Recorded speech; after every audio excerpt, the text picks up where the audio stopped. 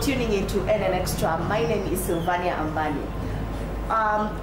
Over the years, we have seen an election. When there's an election in the country, there's a repeat trend of things where we see youth participating in different kind of acts of violence, but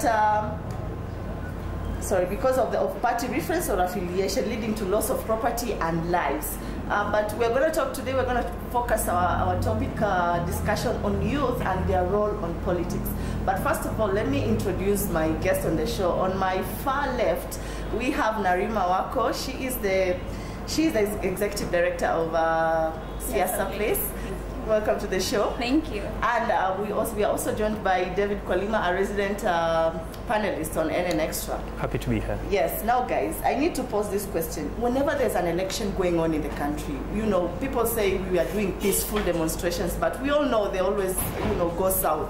After police come in, and then there's a confrontation, and at the end of the day there's always loss of property and lives. And this trend, we see a lot of youths going on the streets to do this, but the question is, are they doing it with their minds? Are they cautious about it, or maybe it's because they're idle, or is it unemployment? Let me start with you, Nerima.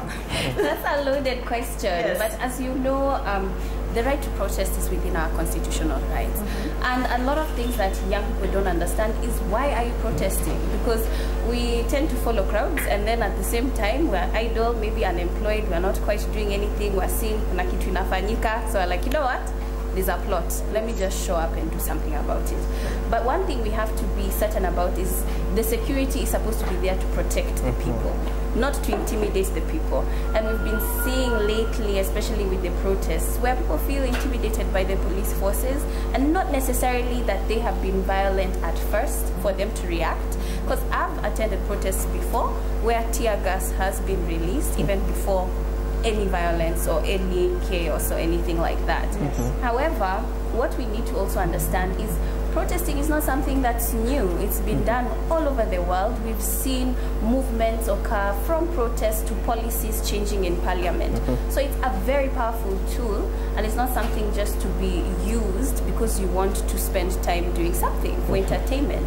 So if young people are entering protests for that reason, then they're doing it for the wrong reasons. People need to understand what they're protesting about and what's important to them and what policies are they pushing forward. Yes. David?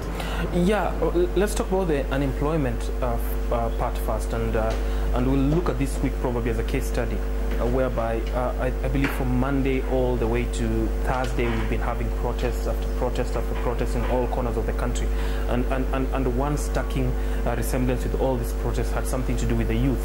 Most of the protests were driven up by the youth, which basically tells you that these youth are idle. Because I will believe none of us will leave his or her job during the day to go and protest because of the demanding nature of the job description that you have.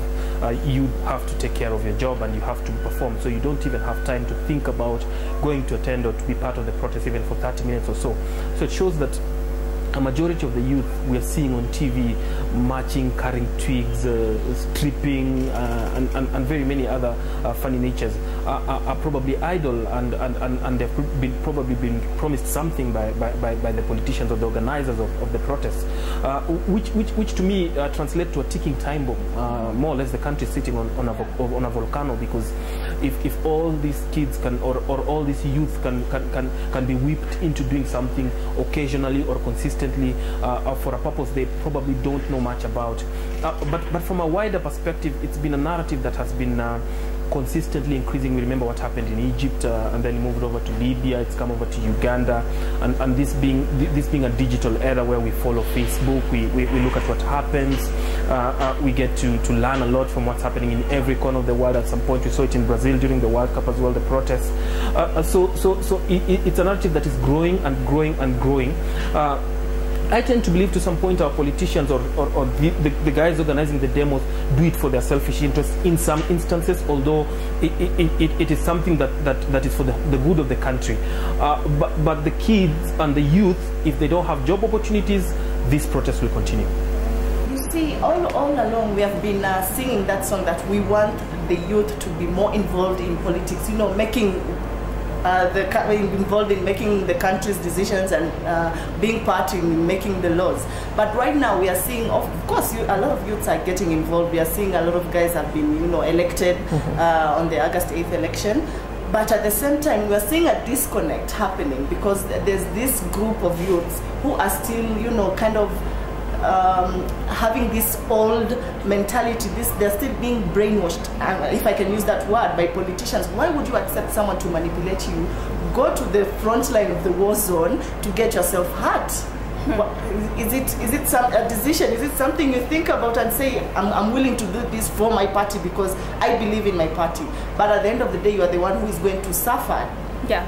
Well, there are different levels of young people, different groups, and what you said is very, very true. The fact that we see a lot of young people being elected into parliament, but we also see a lot of young people being used. Even if you think about the campaign rallies, there's nobody young over there giving speeches. There's nobody.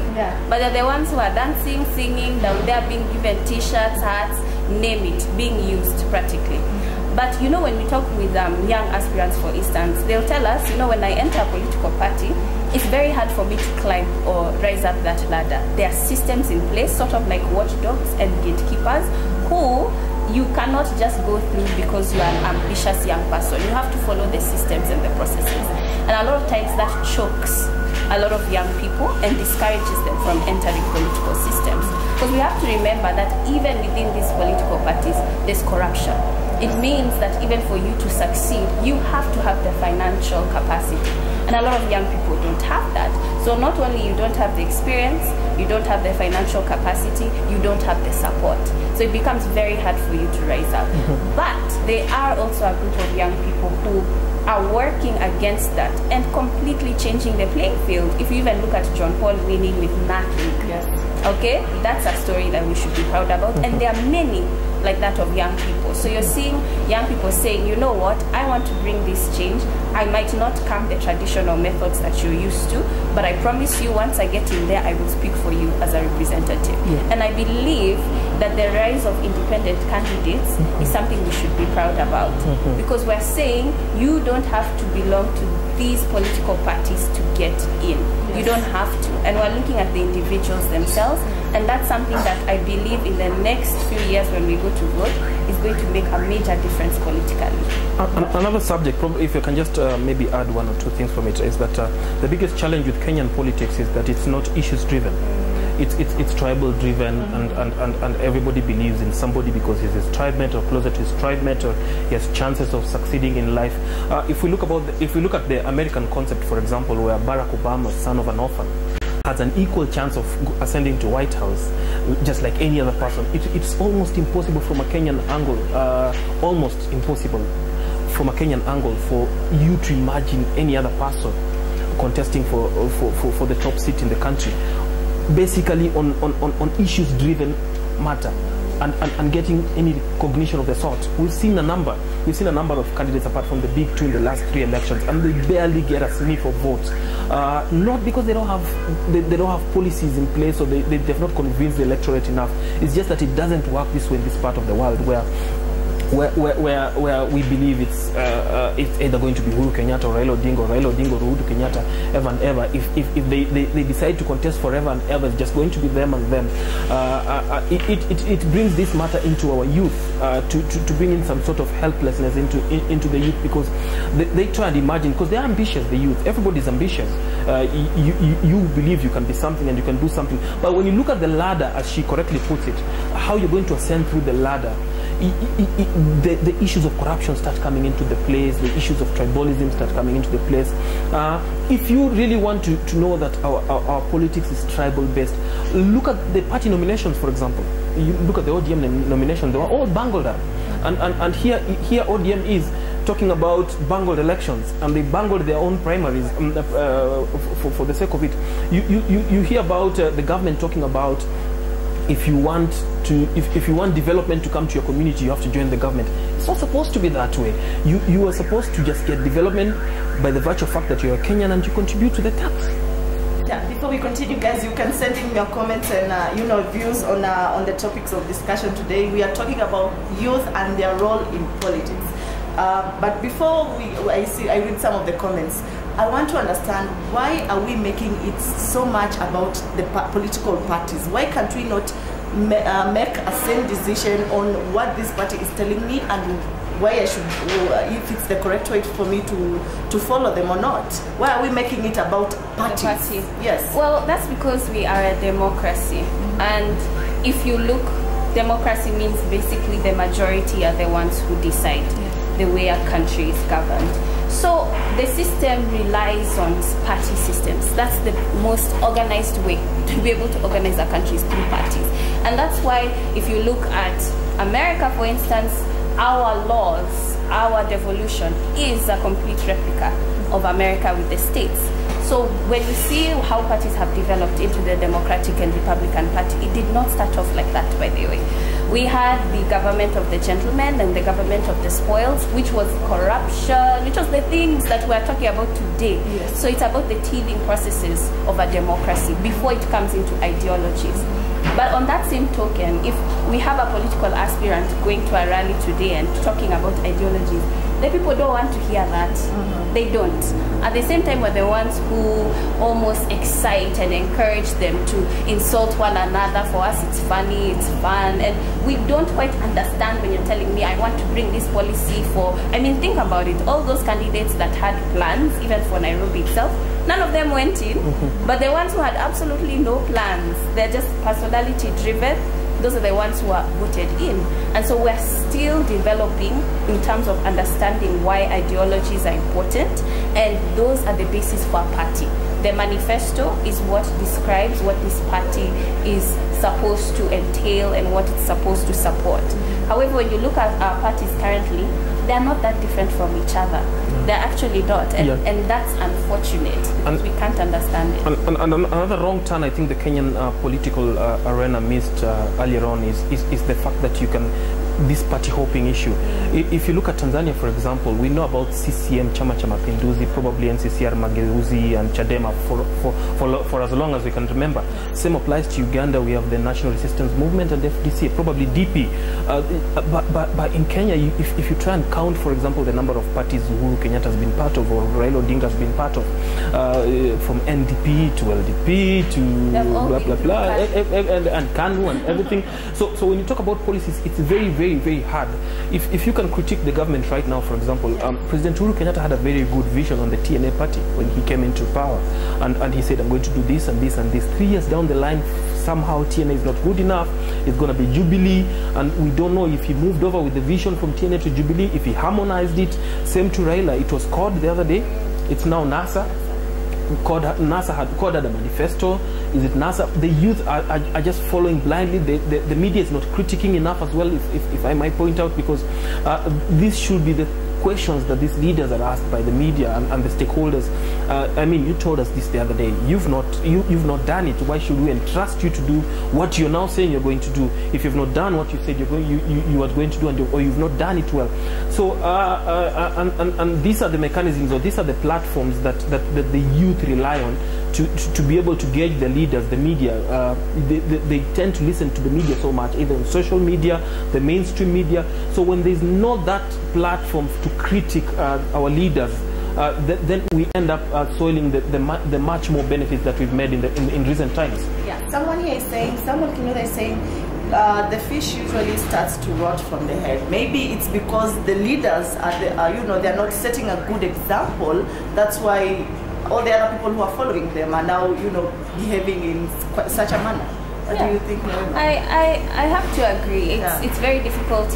I'm always saying, especially this is the argument with the young people and parents. It's like our parents expect us to behave completely different from them.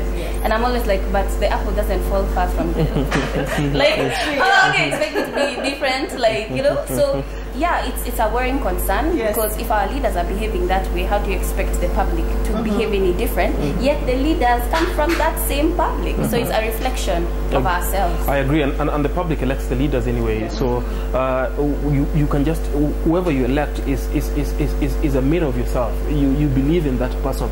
So you can critique, yes, but you can't quite overly critique, because you're part of the problem if you elect a leader who doesn't go to deliver. Anyway, About our leaders, we had an incident the other day where Embakasi East member of parliament was arrested for allegedly, giving abusive remarks to President Uhuru. But it became a very harsh topic on social media where people were saying, why are we so up in arms on Babu when we have Moses Kuria who has been doing this for quite a while, and we as the people, in Kenya, we still go back to the ballot box and still vote for him. Are we addicted to this bad leadership? I'll go first. I believe if you look at firstly, the Babu's sentiments are contested. You can't quite, in my opinion, look at that as hate speech, although they were a bit abusive. Because by just saying, if you look at his charge sheet, he's talking about if the Gambian president went home, if this president went home, then you can also go home. He does not try to say that I'll overthrow you or anything of that matter. But then again, if Babu Owino is able to put such sentiments which the government or the authorities believe are damaging, it's not a matter of if Moses Kuria also did it. If it's wrong, it's wrong. You have to handle this on a case-by-case basis, because Moses Kuria is a well-known case. I remember the NCIC, the guys in charge of hate speech, have apprehended him for a number of times, but he seems to get away with a slap on his wrist every time. He seems to be able to get away with all this because, as I told you again, the technicalities of being able to legislate or to prosecute a hate speech case are very, very complicated, and to be able to pin down a suspect on the basis of hate speech, because you can't think for him. If you look at Babu Owino's sentiments, for example, he didn't mention Uhuru Kenyatta anywhere. Yeah. So you can, as a judge or as a magistrate in that case, you can't try and think for him he was referring to Uhuru Kenyatta. You just look at the words as they are and try and prosecute the words as they are. So these our leaders, the best thing we can do, and I think we talked about it before going on air, is the media needs to critically prosecute our leaders. I'll give you the best possible example we've had in recent times. Uhuru Kenyatta, the president of Kenya, did call the Supreme Court judges wakora. The media extensively highlighted that, and he stopped. He stopped because there was a lot of criticism from all corners of the continent. At some point, he had to either account for the words or stop using them, and he stopped using them to the best of my knowledge. So if we do continue highlighting that and telling people that this is either wrong or you tell us why you're saying that, I believe we're going to see a great reduction in what we are seeing from our leaders. Yeah, I think we are enabled enough to have a conversation with people without insulting them. True. I don't understand why we have to come into insult. Yes. And even though our constitution does provide freedom of speech, and you have mentioned hate speech, there's also dangerous speech, you know, in terms of even now when he was apprehended, and then there were even protests already on the streets. So it's already influencing or impacting our daily lives because of something that you have said. So I think it's a problem that we're seeing globally, because I could not stop thinking about Trump in the United States, where they're having their own problem too. And then with access to social media, the only reason, like you've said, we heard about that was media and social media. It spread like a wildfire. Otherwise, we would have never heard about it, or we would have probably moved on with our lives. But quite frankly, I think for him being a member or representative, there are ways, there are codes of conduct for political leaders, and he needs to follow them. And just one thing, I'm tempted to believe without proof, that there are people who benefit from these kinds of injustices. You talked about the crowd trouble during protests, the hate speech. There is a small constituency somewhere that must be benefiting from this, that we cannot just point out, because people tend to get away scot-free.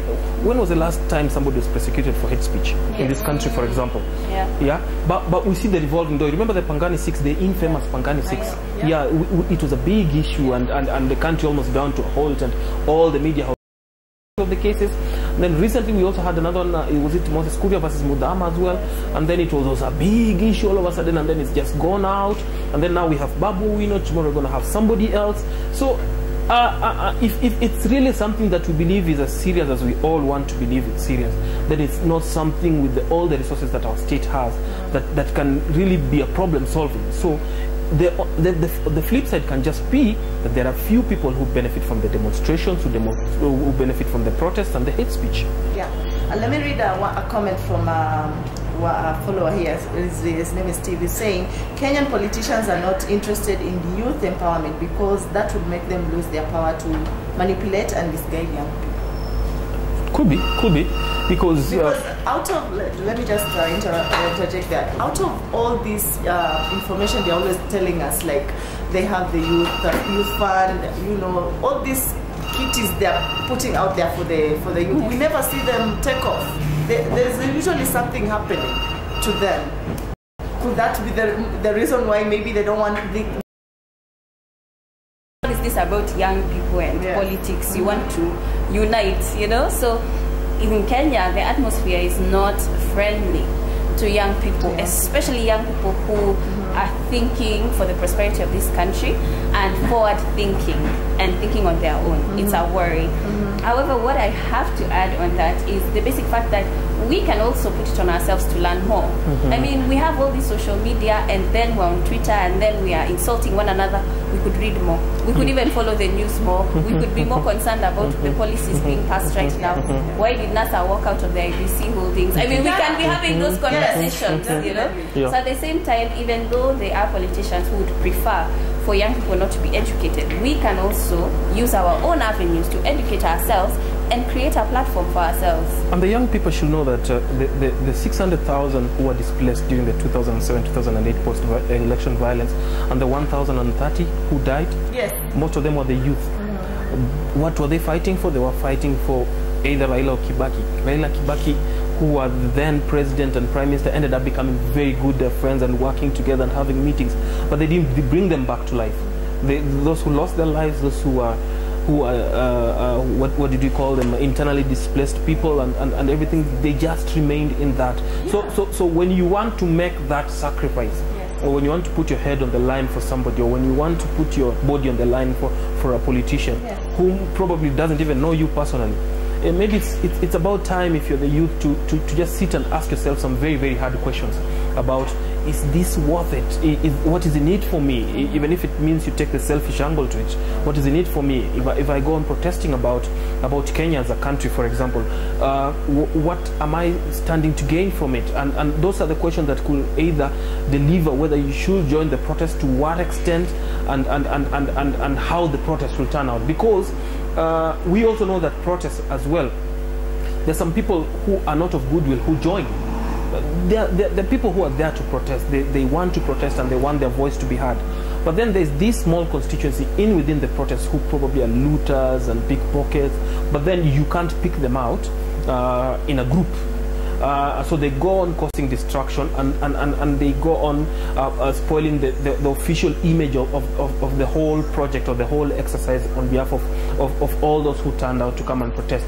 So separating the chaff from the wheat is also a bit tricky, but the main question will be, why should I wake up, take a shower, leave Donholm, come to town, for example, or leave whichever suburb in Nairobi, come to town, join in a procession from wherever to the CBD, get tear gassed, and then when I'm now on my way back home in the evening, what have I gained for myself? Those man hours, those 6, 7, 8 man hours that I used, could I have used them in a better way to benefit myself?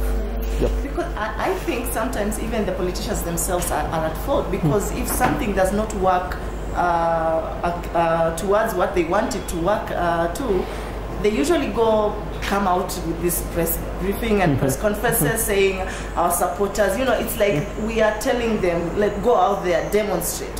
Why would you listen or continue to follow someone who does this to you?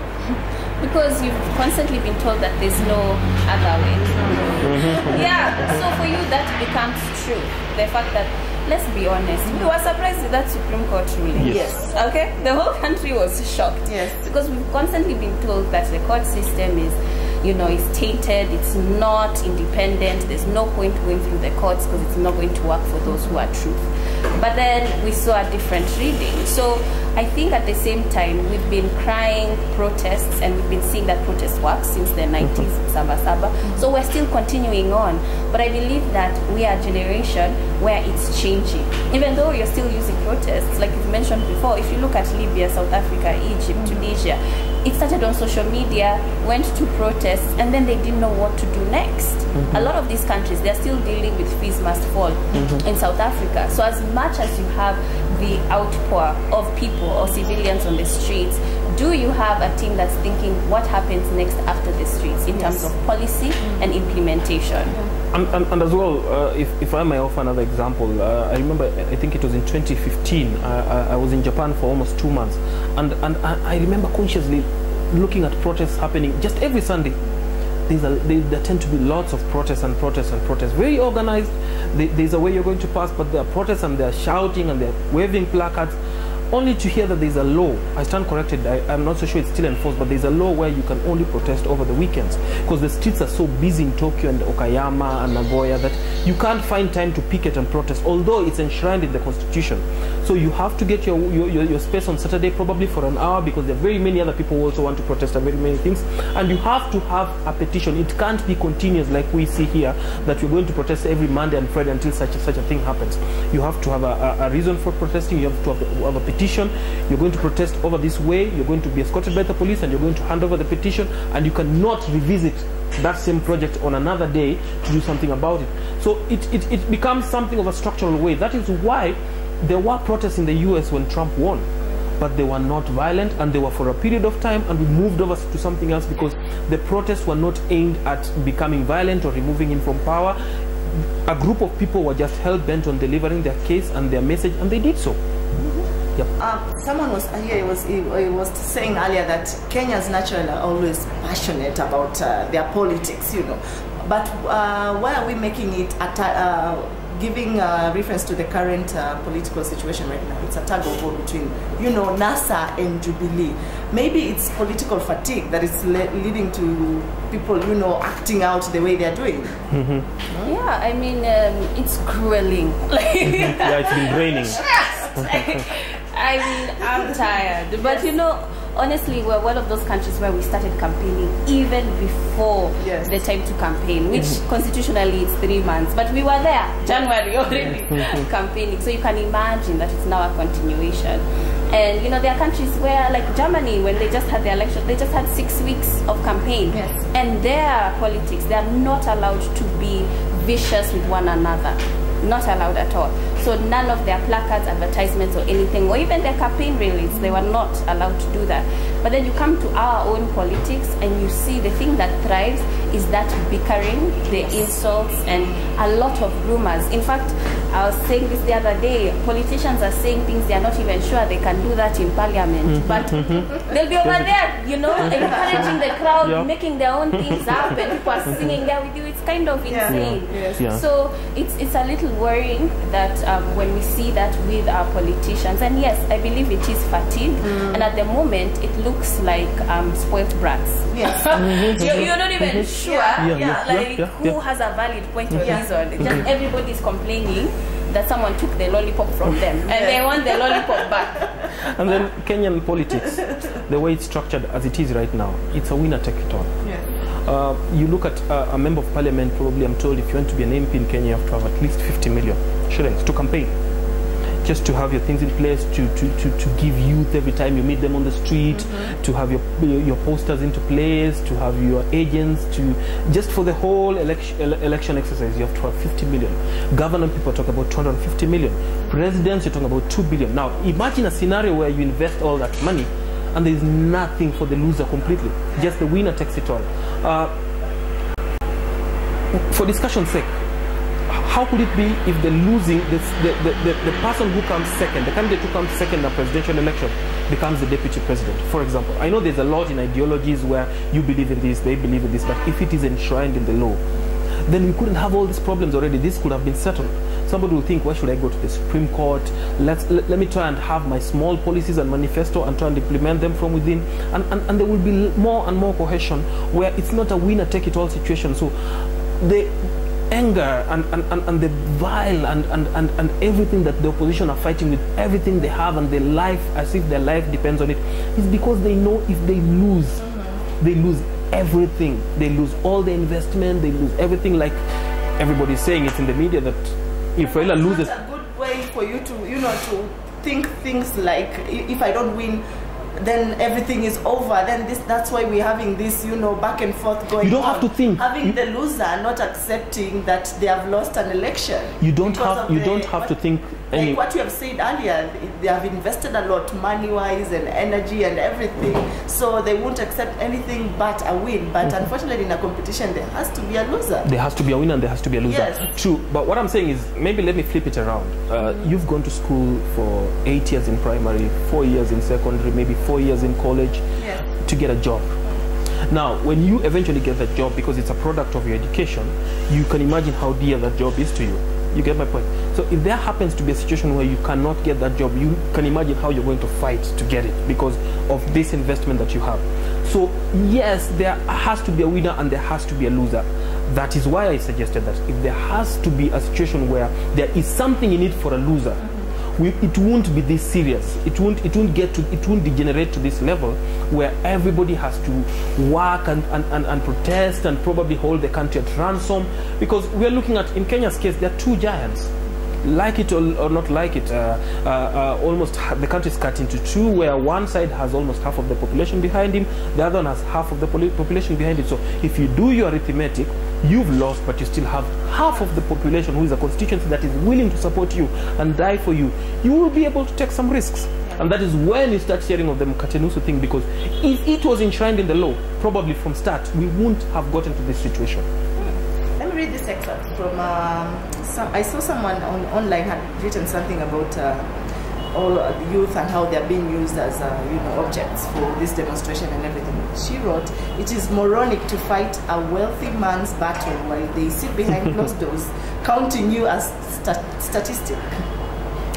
Wow. Yes. So emotional, but true, because there's this saying, you never sympathize with a rich man when he's got problems or she's got problems, because they tend to be the ones that never tend to sympathize. Yeah. But then again, when you look at it from a youth who's demonstrating, is he just demonstrating for that person, or is he demonstrating because if you, for example, demonstrate for electoral reforms, and you say we want to ensure that elections in Kenya are held in the best possible environment, and these sets of laws, you do believe these sets of laws are going to ensure that the elections in Kenya are contested in the best possible environment, and you demonstrate for that cause, then you are helping yourself indirectly, because those reforms are going to ensure that we have the best possible leaders in office. So it might be you, in the worst possible scenario, you lose your life fighting for a good cause, in which the reforms, should they come into effect, will ensure that we have the good leaders who are going to take care of a generation and another generation. So it's a two-sided coin, where it might not be worth it in a situation where it gets rowdy, but if the cause for the demonstration is good, and history proves to us that it's demonstrations that really bring upon, or rather protests and demonstrations, they do eventually bring upon something to smile about. I think youths are just, some people are just accepting to be puppets, being pulled as strings by these rogue politicians who do not give a damn about you, by the way. Yeah. I'm sorry to say that, but I always feel so emotional whenever you go out there and you see this young person who has their whole life ahead of them, holding this, stone, or, chanting things, and you're wondering, to what end is this? Why can't you... There are a lot of ways for you to make your point, to put your point across. It doesn't have to be that way. And from that comment that you read, yes. I'm trying not to say this as something pessimistic, but it's gonna come out pessimistic. The worry for me is the fact that, was it a she or a he? She. Yes. She's wealthy. Yes. And the thing with politics and African politics is the fact that the wealthy are in the politics. And so we have an oligarchy where it's the wealthiest of a country that rule the country. So as much as you hear this narrative of people saying, this is it, we'll never see those two dynasties again, this is it. No, it's not it, because they own majority of the businesses. You would think they just want to let anybody run this country. The answer is no. So the truth of the matter is, they're going to groom somebody that they can puppet. And it's not just Kenya. I mean, even in the US, we don't see them. That's the difference. Yeah. But we'll have billionaires like the Koch brothers who decide on what policies pass in terms of, for instance, pollution and things like that. And so they have the super PAC, which is the one that funds the Republican Party or funds the Democratic Party. So even though you have these people pulling the strings in the background, that happens in every country. But where it's worrying is when they call on the people to become violent for their cause. And then that's something that happens in Africa that it must change. And it's going to have to be conversations such as this, where we realize we're the pawns, and we're like, you know what, I don't want it anymore. It has happened in history before, where you go and you vote for someone who completely had no wealth, no family, nothing, and you put him in there. They end up becoming dictators. But that's a story for another day. But it's possible to have a change of leadership. Okay, on a side note, someone here on social media wants to know something about you, Nerima. They're asking, are you related to the Amos Wako? I cannot leave this question. Dang. Yes, I am. Oh, good. He's my uncle. Yes. My father and him are brothers and best friends. Yeah, no, it's confirmed. Yeah. So there's one or two things about we saw in some newspapers the other day about the former AG and one DCJ that you can maybe clarify to us. Maybe you can say one or two things. Yeah, you can say you've seen her coming home or. Okay. Can I step out? Does that law apply in Kenya? Something similar. You would know. But it doesn't take away the fact that you're doing a very good job and you need to keep it up. Thank you. Yeah, you're doing. That's a fact. At least that's a fact. We also need to congratulate Nerima Wako. She is engaged. Yes. No. Yeah. How did you miss out? So she's Welcome. Congratulations. All the best. Yes. Yep. Yes. And the other day we were discussing that issue on an article written by Njoki Chege where she was saying we had to go there. People should not look at marriage as an achievement.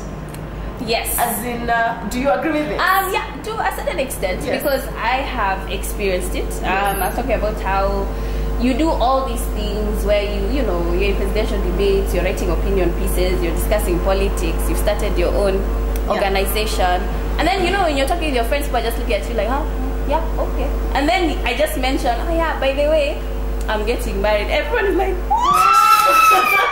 Now that's that's when you having a master's. It's that whole thing of changing the country. Yes. Like, what the heck? You're getting married too? So I've experienced it, and it's unfortunate, but it happens. And I'm thankful that, yes, I come from a family where I've been encouraged to, follow my dreams, follow my heart. Intelligence comes before anything else. And so that's something that my mother specifically drilled on me. So I always knew growing up that I wasn't told that for us to be happy, you need to start having that pressure is after 25 for you to be considered a woman. When is he coming home? When are you getting married? I didn't get that question, so I'm thankful. Yeah. What do you think, David?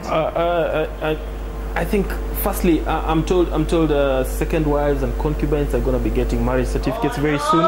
It's related to your question, so I think that is going to erode all the achievements of marriage as an institution, the African way and the African culture, how we respect marriage. I believe there's a lot about love, relationships, and marriage that has eroded in recent times, and possibly marriage is not quite as serious as it used to be, and I think it should be as serious as it used to be.